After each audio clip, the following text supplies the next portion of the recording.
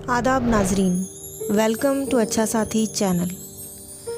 नाजरीन ग्रामी, कहते हैं कि वक्त से लड़कर जो अपना नसीब बदल ले, इंसान वही जो अपनी तकदीर बदल ले।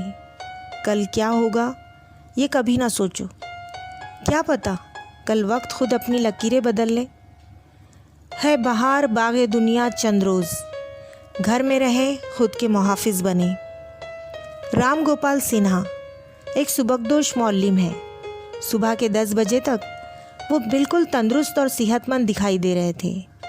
शाम के 7 बजे तक वो शदीद बुखार में मुब्तला हो गए।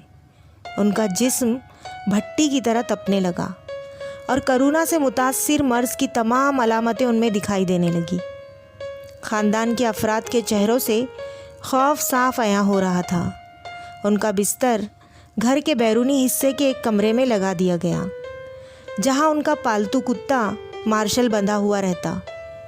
राम गोपाल चंद बरसों कब्ल एक छोटा सा ज़ख्मी कुत्ते का बच्चा रास्ते से उठाकर लाए थे और अपने बच्चे की तरह उसे संभाल कर उसका नाम मार्शल रखा।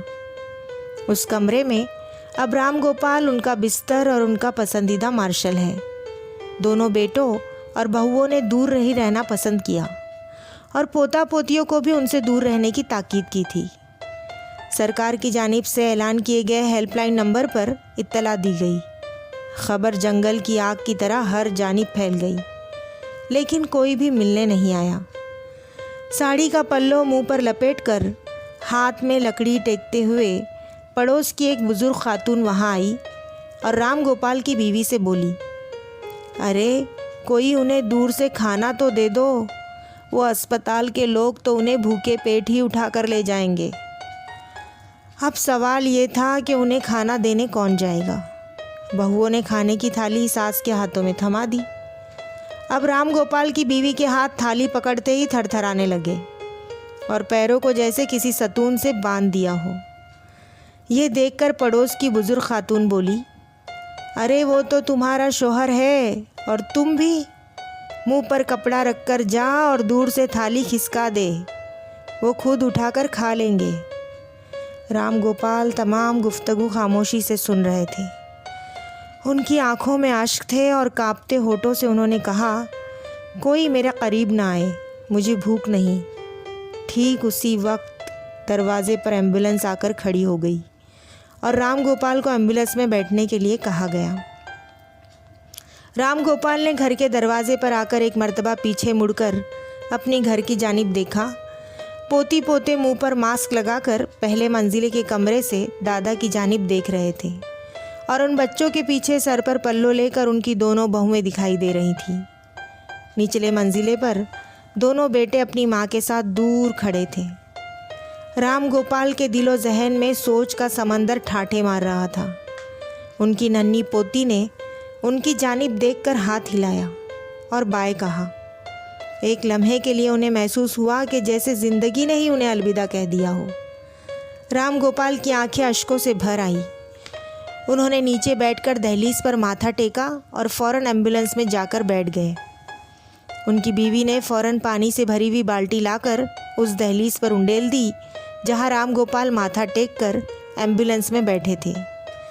उसे हिकारत कहेंगे या जलालत या मजबूरी, लेकिन इस मंज़र को देखकर कुत्ता भी रोने लगा और राम गोपाल को ले जाने वाली एम्बुलेंस के पीछे जाने लगा। राम गोपाल अस्पताल में 14 रोज़ क्वारंटाइन में रहे। उनके टेस्ट नॉर्मल थे।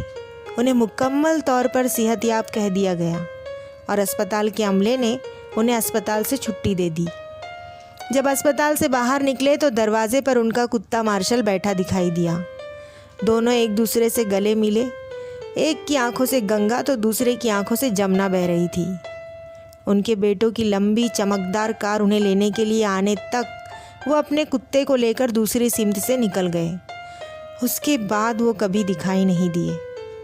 आज उनकी तस्वीर के साथ उनकी गुमशुदगी की खबर अखबार में शाये हुई। लिखा था, मालूमात देने वाले को 40,000 बतौर इनाम दिया जाएगा। 40,000। हाँ, पढ़कर याद आया कि इतनी तो उनकी माहाना पेंशन आती थी, जो वो हंसते खेलते हुए अपने अहले खाना पर खर्च कर दिया करते।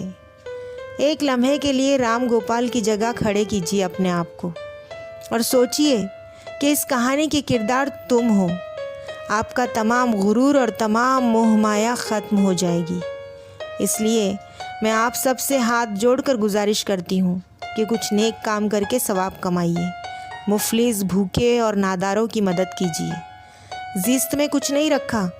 जब तक आपसे कर्ज होगी, जहाँ तक आपकी ज़रूरत होगी, सब आपके होंगे और वहीं तक आपको पूछा जाएगा। ज़िंदगी एक सफ़र है, मौत उसका मकाम है, यही आखिरी सच्चाई है। घर में रहिए, ख़ुद के मुहाफ़िज़ बनिए। है बहार बाग़े दुनिया, चंद रोज़ देख लो उसका तमाशा, चंद रोज़। दोस्तों, आज मैं आपसे लाइक, शेयर और सब्सक्राइब करने के लिए बिल्कुल नहीं कहूँगी, क्योंकि ये इंसानी एहसासात और जज्बात की दास्तान है और इसका कोई मोल नहीं होता।